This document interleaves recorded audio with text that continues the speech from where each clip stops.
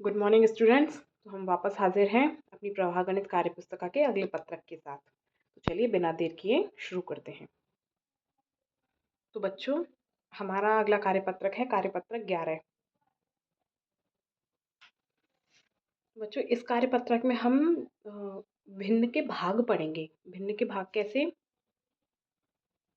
मतलब किसी भी चित्र को आप भिन्न में कैसे प्रदर्शित करोगे, ये चीज़ें हम इस चैप्टर में पढ़ेंगे। तो इसके लिए हम थोड़ा सा पहले सीखते हैं, एक थोड़ा सा रफ काम सीखेंगे कि हम कुल भाग तो कैसे बताएंगे और जो भिन्न का भाग है उसे कैसे निकालेंगे। मान के चलो ये एक वृत्त है, इसके मैंने बहुत सारे भाग कर दिए।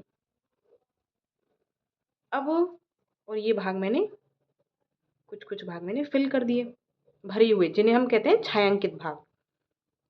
अब कोई मुझसे पूछे कि इसके छायांकित भाग की भिन्न बताओ, तो मैं कैसे बताऊंगी। तो इसके लिए हमें दो भाग चाहिए। एक कि पहले मैं इसके कुल भाग ज्ञात करूं। कैसे, यहाँ से शुरू करते हैं। 1 2 3 4 5 6 7 और 8। तो टोटल भाग कितने हो गए, कुल भाग हो गए भाई 8। अब छायांकित भाग कितने हैं। छायांकित भाग का मतलब हुआ जो भरे हुए भाग हैं, तो वो कितने हैं वो गिनो। 1 2 और 3।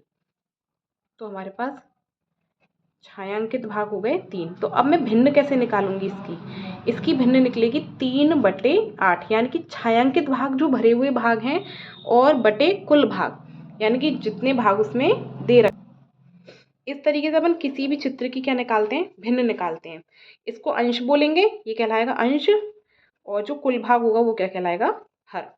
तो चाहे आपको डायग्राम आयत दे दिया जाए, वर्ग दे दिया जाए, सर्कल दे दिया जाए, या कोई भी आकृति, कैसी भी आकृति दे दी जाए, आपको उसमें सिर्फ क्या करना है, पहले कुल भाग काउंट करने हैं। जैसे इसमें 4 हैं, फिर जो छायांकित भाग है ना वो भाग काउंट करने हैं। माना कि एक, तो भिन्न क्या बन गई 1/4। सरल है लेवल, तो हम सीधे इसको करते हैं। देखो ये वृत्त है, इस चित्र में वृत्त कितने हैं, कितने वृत्त हैं भाई, एक।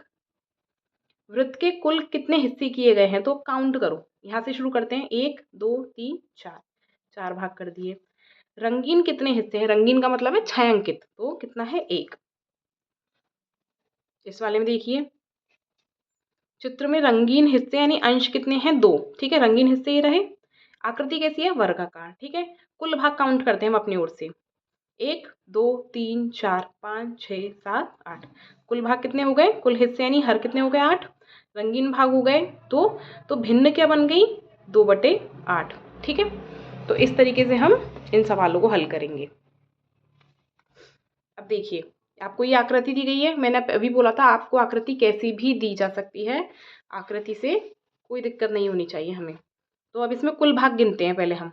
ठीक है, कुल भाग क्या होता है, कुल भाग होता है हर। कुल भाग क्या होता है, हर। 1 2 3 4 5 6 7 8 9। कुल भाग यानी कि हर कितने हो गए 9। रंगीन हिस्से यानी कि अंश कितना है, रंगीन अब ये है 1 2 3 4। तो भिन्न क्या बनेगी, भिन्न बन जाएगी अंश बटे हर, यानी कि 4/9। इधर देखिए कुल भाग कितने हैं 2, यानी कि हर 2। रंगीन भाग कितना है 1, तो भिन्न क्या बन जाएगी 1/2। ठीक है, अब देखिए अगले चित्र में कुल भाग यानी कि रंगीन भाग, देखिए अंश 1 2 कितने हैं 2। हर कितने हैं, हर यानी कि टोटल भाग, चित्र को जितने भागों में विभाजित किया गया है। यहाँ से काउंट करते हैं 1 2 3 4 5 6। तो भिन्न क्या बन जाएगी अंश बटे हर। इसी तरीके से अगला देखते हैं, ये क्या है त्रिभुज। तो रंगीन भाग कितना है 1, कुल भाग कितने हैं यानी कि हर कितने हैं 1 और 1 2। तो भिन्न क्या बन जाएगी अंश बटे हर, रंगीन भाग या छायांकित भाग बटे कुल भाग। अगला देखिए, रिक्त स्थानों की पूर्ति करनी है। आपको क्या दिया गया है, आपको कुल भाग दिए गए हैं, यानी कोई चित्र बना होगा कैसा भी, चाहे वृत्त हो, चाहे आयत हो, चाहे वर्ग हो, उसमें कुल भाग कितने में बांटा, इतने में। ठीक है, फिर छायांकित भाग यानी रंगीन भाग कितने किए, इतने इतने इतने। भिन्न आपको दे दी है, आपको अंश और हर बताने हैं। तो देखो भाई, कुल भाग थे 4, छायांकित भाग था 1, यानी कि ये तो हुआ अंश। कुल भाग क्या हो जाता है हर, तो भिन्न क्या बनती है, अंश बटे हर, यानी कि 1/4। अंश 1 हो गया, हर 4 हो गया। इसमें देखिए ये छायांकित भाग है, तो अंश क्या होगा 3, हर क्या होगा 12। ठीक है, तो अंश है हमारा 3, हर है हमारा 12, भिन्न बन गई 3/12। इसी तरीके से अगला देखिए, अंश होगा छायांकित भाग है 5, कुल भाग है 8, यानी कि किसी भी चीज़ के 8 भाग किए गए होंगे, उसमें से कितने भरे हुए हैं 5, तो भिन्न क्या बनी 5/8। 5 तो अंश हो गया और 8 क्या हो गया हर। अब देखिए इसमें थोड़ा सा उल्टा कर दिया है, इसमें आपको भिन्न दे दिया 3/5, तो अंश कितना है इसमें 3, हर कितना हो गया 5।